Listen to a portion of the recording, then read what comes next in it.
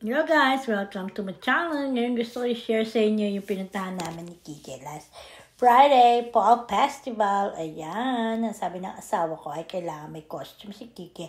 At ako na rin, kaya yan, meron akong costume dyan. Ang hair ko. Ayan, ang gaganda ng mga costume nila. Ang kakatuwa naman. Ito po ay sa trabaho ng asawa ko. Na-invite kami pumunta. Yan yung mga laruan ay free. Ay si Kike. Sabi ko, umalis na kami dyan kasi ang mga kalaro niya ay mga batang babae. Ngayon, ang sobrang init pa. Yan. Tingnan mo, ang daming mga nakalagay na tao lang sa damuhan. Ang ganda dito sa Amerika kasi kahit may edad na, matatanda na, nagko-costume pa, hindi lang basta-basta ang bata. Ayan, si Kiki, ang ganda ng kanyang costume, diba? Siya ay si Shadow, hindi siya si Sonic, si Shadow sa Sonic 3. Ayan. Ang ganda ng lugar, sobrang laki po. Ayan, no? Ang ganda ng mga costume. Next week po ay mayroon din kami Fall Festival dito sa Cleviston. Yan po ay sa Tribe. Yan po dyan nagtatrabaho yung asawa ko. Ayan. Ang trabaho ng asawa ko ay siya ay senior building. Ayan. Siya po ay assistant ng mga senior.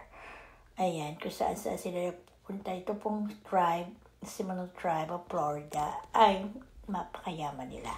Kasi sila ang may-ari ng Hard Rock Cafe.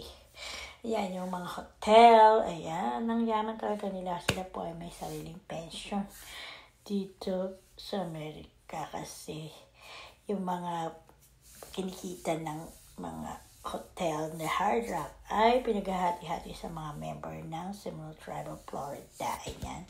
Kaya sobrang yaman nila. Ngayon nagpalaro sila dyan ay ang mga senior or mga tribe ay nakakuha ng 1,000 na raffle. Ayan. Ayan yung asawa ko. Siya judge dyan sa mga costume na papipilian. Ayan. May nanalo isang babae. Ayan. Ang ganda ng kanya daw costume. Sexy lady.